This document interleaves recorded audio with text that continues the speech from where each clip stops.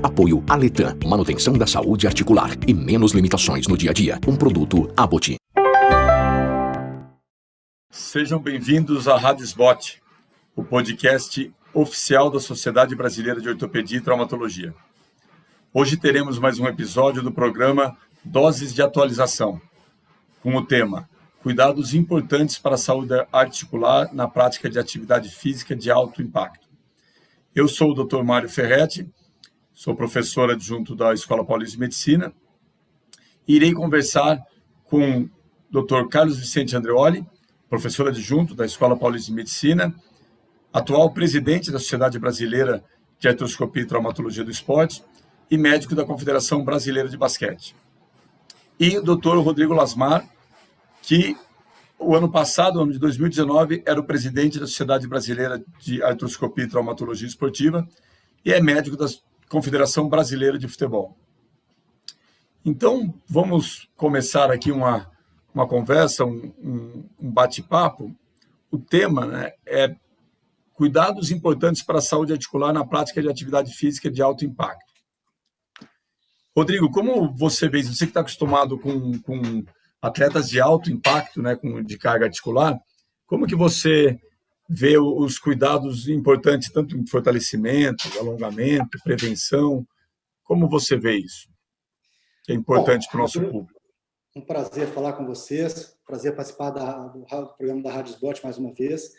Então, os cuidados que nós precisamos de ter numa prática de alta demanda, que leva a uma solicitação muito grande das articulações, é sempre ter um bom equilíbrio muscular. Então, nós fazemos de rotina programas de equilíbrio muscular, de fortalecimento muscular, de prevenção de lesões, para que nós tenhamos aí uma saúde articular na sua melhor condição e, dessa maneira, nós possamos evitar e prevenir possíveis lesões articulares. É muito importante uma ênfase nessa questão muscular, pois nós sabemos que uma musculatura forte, uma musculatura preparada, ela consegue absorver muito mais energia, transferindo menos energia para as articulações, com consequente sobrecarga menor nas estruturas articulares.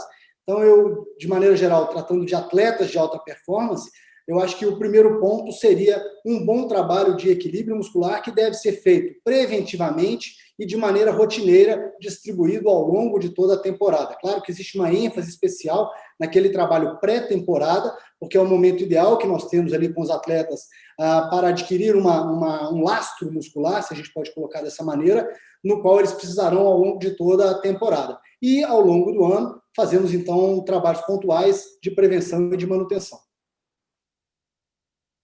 Andreoli, você, como que é nos esportes de arremesso, aí, o basquete e outros que acabam envolvendo muito membro superior? O princípio é o mesmo, né? O que você tem para falar? Eu acho que primeiro agradecer aí a SBOT, o Mário e o Rodrigo, um prazer estar com vocês aqui. E o Rodrigo falou bem, acho que assim, a avaliação pré-temporada, a avaliação de alguma disfunção funcional é super importante. E você fazer esse trabalho junto com a preparação física, né, junto à fisioterapia, esse trabalho de fortalecimento. O que eu vejo, quer dizer, a especificidade do esporte também é uma coisa que a gente tem que sempre levar em conta, né? O Rodrigo está no futebol, eu trabalho bastante com o basquete já vem o salto, né? Esse salto repetitivo, a gente acaba tendo também dores lombares, tendinopatia patelar. E quando você vai para esportes de overhead, né, tênis, que é do nosso meio, natação, né, a importância de você fazer esse trabalho de fortalecimento é essencial. Quer dizer, a articulação vai sofrer, né, quando a pessoa começa a aumentar a intensidade, começa a aumentar o volume, se você não equilibrar com realmente envolvendo tudo, né, o peso da pessoa, né, para acertar essa parte, e a parte também do fortalecimento. Então, acho que a especificidade do esporte, aliado à alta performance, e esse trabalho de equilíbrio muscular e fortalecimento é fundamental. Bom, completando só o que o Andreoli colocou, Mário, se a gente sair um pouquinho do atleta de alta performance, né, que na verdade é a minha realidade e a do Andreoli, mas eu acho que a gente abriu um pouquinho esse leque para o atleta de final de semana, para aquela pessoa que quer iniciar uma atividade física, Existem outras medidas que são muito importantes e que elas têm que vir previamente à prática esportiva. Então, é importante uma avaliação física adequada para ver se aquele esporte, aquela atividade física é adequada para aquele indivíduo. O controle do sobrepeso, então, perder peso é fundamental para que você tenha menos sobrecarga na articulação. O uso de calçados adequados, de um equipamento adequado para a prática esportiva também é fundamental. Tudo isso ajuda a prevenir lesões e, principalmente nos casos daqueles que não são atletas profissionais, essas variáveis elas são importantes e elas podem estar relacionadas ao aumento de uma sobrecarga articular com consequente comprometimento de alguma estrutura. O Andreoli, vocês falaram assim, às vezes, né, no salto das tendinopatias, né? E a tendinopatia, às vezes, a gente acaba fazendo muito trabalho de fortalecimento excêntrico. Vocês acham isso importante já desde o trabalho de prevenção para aqueles que já têm uma predisposição, já teve um histórico de tendinopatia, seja tendinopatia patelar ou outra qualquer? Eu acho, Mário, esses trabalhos hoje, tanto da preparação física, os treinos excêntricos e mesmo a fisioterapia, que está muito ligada, são fundamentais.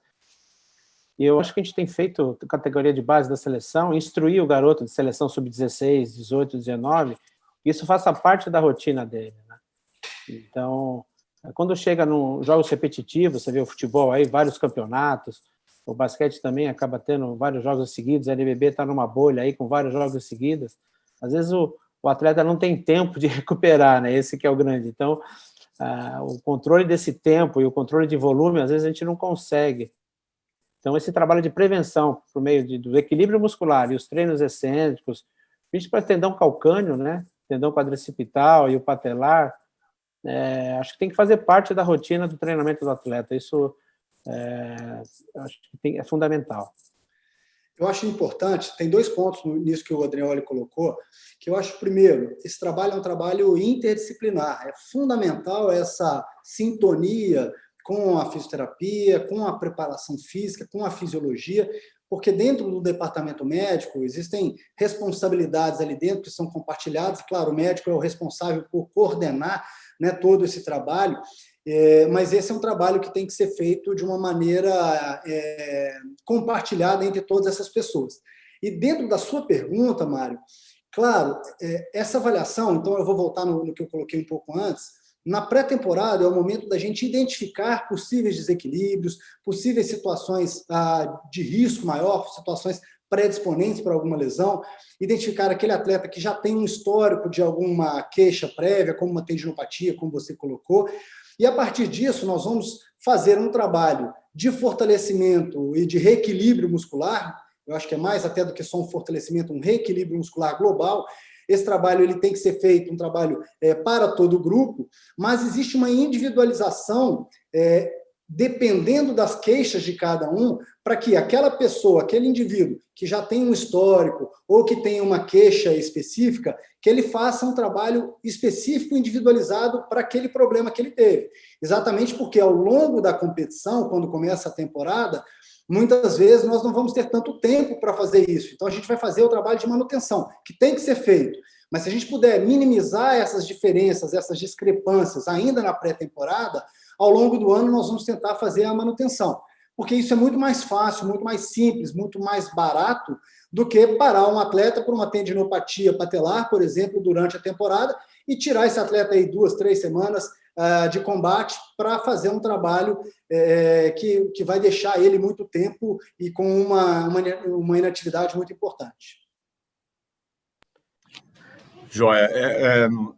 Falando disso tudo de fortalecimento excêntrico tudo, e carga articular, né, a gente vê muito nas dores fêmuro-patelar, por exemplo, às vezes aquela retração posterior, né, e é muito difícil do atleta ganhar aquele alongamento, né.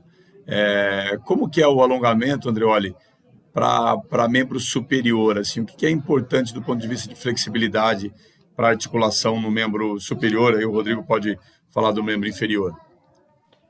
Eu acho que no membro superior, principalmente atletas arremessadores em braço dominante, você pega no nosso meio tênis, natação, vôlei, né, que ao longo do tempo existe uma adaptação do membro dominante, ele ganha mais rotação lateral, principalmente em ombro, e menos rotação interna, né, medial. Então, você identificar esses déficits de amplitude em ombro, né, faz muito o que o Rodrigo falou, e você fazer essa avaliação pré-temporada, ver se ele tem esse desequilíbrio. Acho que da mesma forma que a gente faz as avaliações isocinéticas de membro inferior, acho que tem que ser feita de membro superior, e identificar esses déficits de força, né, principalmente musculatura escápulo-torácica, e esses déficits de amplitude de ombro. Acho que isso tem que ser corrigido. Então, o déficit de rotação interna, que é muito comum em arremessadores, isso faz parte, né, da rotina pré-temporada e de um trabalho ao longo da temporada de reequilíbrio e ganho dessa amplitude. Então, entrando nos membros inferiores, o conceito é mais ou menos o mesmo, né?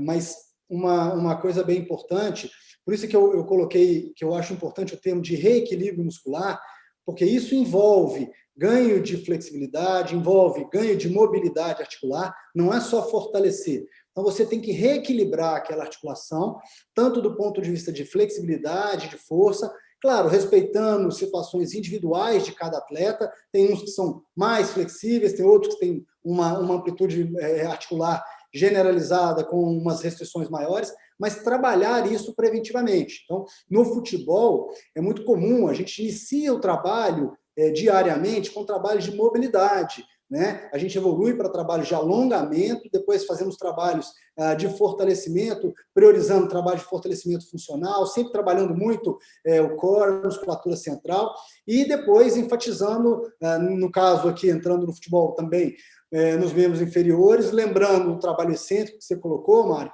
mas eu acho que isso tudo faz parte de um programa que tem que ser feito, um programa olhando o atleta como um todo, olhando a fase do momento, né, da temporada que nós estamos, olhando um ciclo de longo prazo, para que nós tenhamos, então, um sucesso durante toda a temporada. Não adianta trabalhar só aquele momento, lembrando que o ciclo é longo. Que é uma coisa que a gente apega muito a atletas de alto rendimento, quer dizer, houve uma melhoria na preparação, na prevenção, na identificação de disfunções, né, do membro inferior e superior, e que se reequilibre um atleta que aumenta a longevidade, 10, 15, 20 anos de atividade, se a articulação, né, se existe mais artrose depois de 30, 40 anos nesses atletas ou não, quer dizer, essa é uma grande questão, acho que dentro da medicina esportiva, Mário. E a gente cada vez, né, Andreoli, a gente vê atletas aí com seus 38, 39, 40 anos, né, jogando futebol em altíssimo nível, com alta performance, e a mensagem que eu acho que fica desses exemplos é que normalmente são aqueles atletas que desde a categoria de base, desde quando iniciaram na prática esportiva competitiva, que tiveram um cuidado muito grande com o seu corpo, tiveram um cuidado muito grande de trabalhos de fortalecimento, de prevenção de lesão, de prevenção de lesões articulares. Isso leva a uma longevidade em alta performance, porque não adianta chegar nos 40 anos, mas está ali, né, o cara que está já enrolando, que já não está no melhor da sua condição. E a gente vê, por outro lado, outros atletas que chegam aí, 38, 39, 40 anos, e rendendo muito bem, porque se cuidaram. Então, eles estão colhendo um processo de cuidado, que é o que a gente está discutindo aqui, ao longo de toda a sua carreira. Então, eles estão tendo o fruto de uma visão que eles tiveram lá atrás, prevendo que aconteceria 20 anos depois. É interessante isso, né? Eu acho que é super importante esse ponto, porque é lógico que os atletas profissionais têm uma genética privilegiada, né? Mas você não pode acreditar na genética para sempre, né? Eu acho que o trabalho de base e esse cuidado é importantíssimo. Mas, assim, aí falando em trabalho de base, né? E não só em trabalho de base, falando em atleta profissional, a gente vê que, esse atleta, eles têm... É muito intenso, né? Ainda mais no Brasil, que tem de jogo de futebol, quarta, sábado, e aí depois tem seleção. Então tem aquela coisa da capacidade funcional do atleta, né? Que eu acho que vocês já falaram muito bem, fortalecimento, alongamento, e todo esse trabalho funcional que vocês falaram para preparar o atleta já desde da pré-temporada. Mas tem também a demanda, né? Você tem uma capacidade, um equilíbrio entre a demanda e a capacidade funcional. E a gente sabe, qualquer residente já percebe que as lesões por sobrecarga elas sempre vêm com um aumento de demanda ou uma alteração na demanda, né?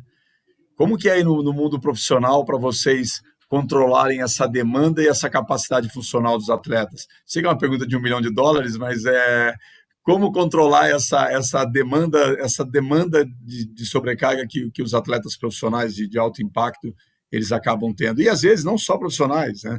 É o amador, aquele que corre uma prova de final de semana, ele está num tempo de, sei lá, 40 minutos para correr 8 quilômetros, aí ele quer chegar a 35, e aí começa a ter uma lesão também, ou aumenta, né, aquela mudança de ritmo. Como que vocês tentam administrar isso, tanto em nível profissional, como em nível de consultório?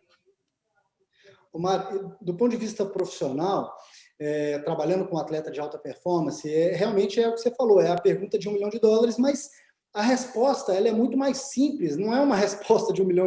A pergunta, sim, porque a resposta, na minha opinião, ela se baseia num conceito de trabalho em equipe,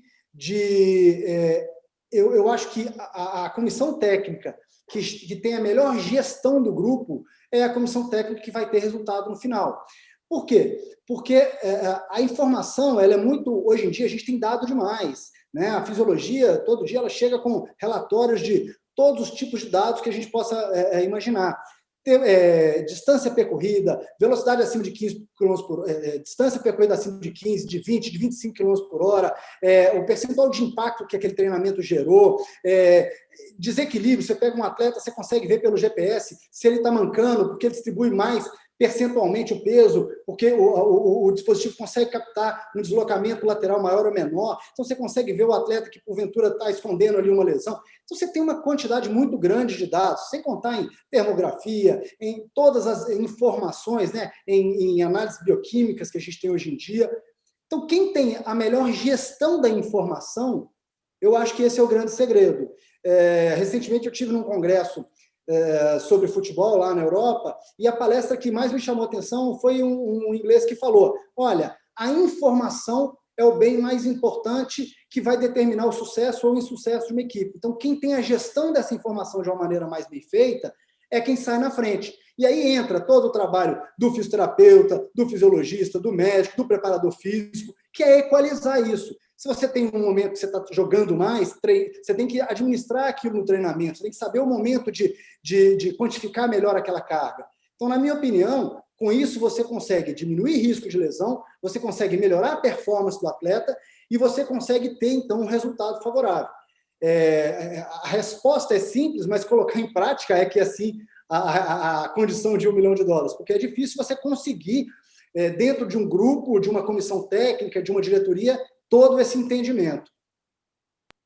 E ainda mais os calendários, né, André? Às vezes o calendário não cabe muito à comissão técnica, né? Mas assim, você acha que o calendário no Brasil ele não favorece esse controle ou você acha que está o calendário dificulta muito? Esse é um dado. Só que a gente tem que entender que o calendário ele está aí para todo mundo, né? Com exceção de clubes que às vezes estão disputando 3, 4 competições e clubes que estão disputando uma competição só, o calendário ele é congestionado para todo mundo. Claro que quem está em 4 competições está em desvantagem nessa questão, quem tem só um campeonato ou 2 para disputar tem uma certa vantagem. Mas se essa vantagem não for adequadamente administrada, Mário, isso pode se tornar um problema. Não adianta você estar jogando uma vez por semana. Se a comissão técnica, o treinador, o preparador físico não conseguem quantificar muito bem essa carga e vão, ao longo dessa semana, levar o atleta numa demanda muito fora daquilo adequado e o cara vai chegar no jogo ou cansado, ou treinou demais, ou treinou de menos. Então, essa gestão dessa informação, administrar realmente os seus desafios, é que eu acho que é o mais importante.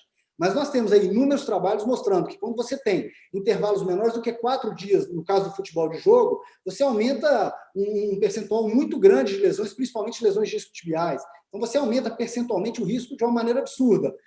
Mas se você tiver conhecimento disso e conseguir rodar o grupo, administrar melhor dentro das competições o seu grupo, por isso que eu coloquei que é a gestão do grupo como uma maneira global, entender os seus objetivos, até onde você consegue chegar e a limitação do seu grupo. Eu acho que dando exemplo de tudo que o Rodrigo falou, Mário, e você também, Eu tive 2 passagens pela seleção de basquete, fiquei até 2010. Eu peguei um ano de um técnico, que o treino dele era de 1h30, sem direito a tomar água, sem intervalo. E eu tinha ficado 7 anos na seleção, nunca tinha tido uma lesão muscular. O basquete para a cada 5 minutos, diferente do futebol, o cara 45, o basquete, exemplo, internacionalmente, a cada 5 minutos tem que ter um tempo obrigatório, fora os outros tempos. Então, existe muito falado. E ele não deixava da água. Em um mês, eu tive 5 lesões musculares, um treino de um mês, preparando para o Mundial de Basquete. E a culpa foi do médico, a culpa foi minha. Então, essa gestão do grupo, né, você hoje tem um gestor executivo, tem equipe multidisciplinar, isso tem que estar muito bem integrado, quer dizer, todo esse planejamento.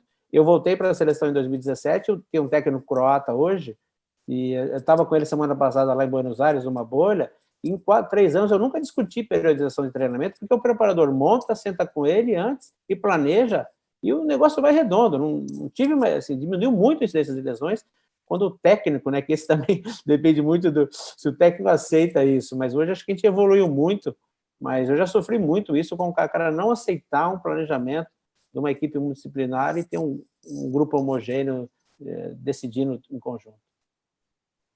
E aí, complementando, André, olha o que você falou, outro dia eu estava fazendo uma leitura comparativa interessante entre as lesões que a gente vê, por exemplo, numa Copa do Mundo e as lesões que a gente vê no Campeonato Brasileiro. São perfis completamente diferentes. Por quê? Dentro da Copa do Mundo, você tem muito menos tempo de descanso, mas você tem um tempo preparatório e cabe a essa comissão técnica, né, que ela é interdisciplinar, entender isso, falar, olha, o meu objetivo aqui é de um mês, eu vou ter jogos com tais intervalos, como é que eu vou administrar meu grupo previamente na pré-temporada para chegar ali e depois que começar eu vou ter qual tipo de trabalho para eu manter essa qualidade até o final. Diferente, por exemplo, no Campeonato Brasileiro, que você vai jogar ao longo, atualmente, aí de 8 meses, com jogos com frequência, intercalados com outros desafios. Então, são estratégias diferentes. Quem tem a melhor estratégia, eventualmente, se tiver também qualidade técnica, se tiver gestão, ele leva. Trazendo um pouco, Mário, você tinha perguntado em relação ao atleta não alto impacto. Eu acho que aqui, principalmente em São Paulo, acho que a maioria das grandes cidades, Belo Horizonte, tudo, são 2 esportes que o boom de corrida, né, que é a corrida, e o boom do CrossFit, né. Então, se existe 2 esportes que judiam da articulação, é o volume e intensidade elevada de corrida e o CrossFit, que muitas vezes que nunca fizeram atividade, de repente estão fazendo um HIIT, uma sobrecarga aguda. Então, acho que esse não preparo uma atividade dessa intensidade é o que muitas vezes acaba levando lesão. Eu acho que futebol o cara joga ao longo da vida, correr, né, basquete também. Mas esses 2 esportes aqui no nosso meio, que eu vejo de atletas profissionais, assim, de atletas amadores que estão começando a fazer atividade, é o que a gente acaba mais pegando aqui no consultório do dia a dia. André, olha, você me lembrou de uma frase muito interessante que eu escutei de um colega nosso, o Ramon Pugal, um espanhol. Ele tem uma personalidade forte no consultório e ele falava com os pacientes assim: você tem que entrar em forma para fazer esporte e não fazer esporte para entrar em forma. E é uma frase que eu acho que resume muito disso que a gente está colocando. O cara quer jogar futebol, o cara está fora do peso, o cara não faz nada, o cara acha que de um dia para o outro ele vai jogar 3 vezes, 4 vezes por semana. O cara nunca correu na vida, quer resolver que vai correr uma prova de 10 quilômetros daí a um mês. Então, não é isso. Você tem que se condicionar dentro da sua realidade para que você possa fazer aquele esporte que você quer. Eu acho que esse conselho que ele dava aos pacientes, eu achei ele sempre muito interessante. Eu acho que é muito legal isso tudo aí, né? Porque é isso mesmo. Então, na realidade, para você ter um equilíbrio entre essa capacidade funcional e essa demanda, você precisa estar preparado para isso, e precisa de um planejamento e tudo mais. E a gente vê, acompanha como torcedor o futebol, acaba, não é o que você falou, né? Meu time disputa 3 campeonatos e fica difícil, acaba tendo lesão, né? Vem Covid, vem um monte de coisa, então fica mais difícil realmente de você controlar tudo isso. Então, eu vou agradecer ao Andreoli, agradecer ao Rodrigo. Andreoli e Rodrigo, querem dar considerações finais? Não, mais uma vez agradecer aí a SBOT, dentro dessa pandemia toda, tentando levar aí um pouco de educação continuada para todos os seus associados e criando aí canais de comunicação. Isso é muito legal, a gente participa com muito orgulho e parabenizar por mais essa iniciativa e agradecer a você, Mário, pela coordenação de tudo isso, ao Andreoli, nosso colega, por dividir esses questionamentos. Andreoli? Agradecer o prazer aí estar com você, Mário, Rodrigo, discutindo esses assuntos, acho que tão importantes para a saúde, né, tanto dos atletas de alto impacto e para os iniciantes. E agradecer a SBOT pelo convite e manter a ação continuada. O Rodrigo foi presidente da SBRAT, eu estou esse ano, o ano que vem é você, Mário. Então, acho que a gente tem que levar essas informações ao máximo para os nossos atletas aí.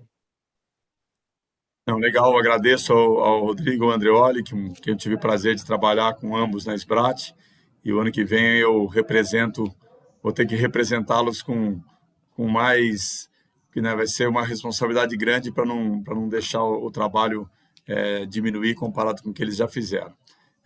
Obrigado pela conversa, pelo bate-papo. Você acabou de ouvir mais um episódio da Rádio SBOT, podcast oficial da Sociedade Brasileira de Ortopedia e Traumatologia. Todas as edições estão disponíveis no site www.sbot.org.br e também nas principais plataformas de streaming. Nos vemos no próximo episódio. Até lá! Apoio Aletan, manutenção da saúde articular e menos limitações no dia a dia. Um produto Abbott.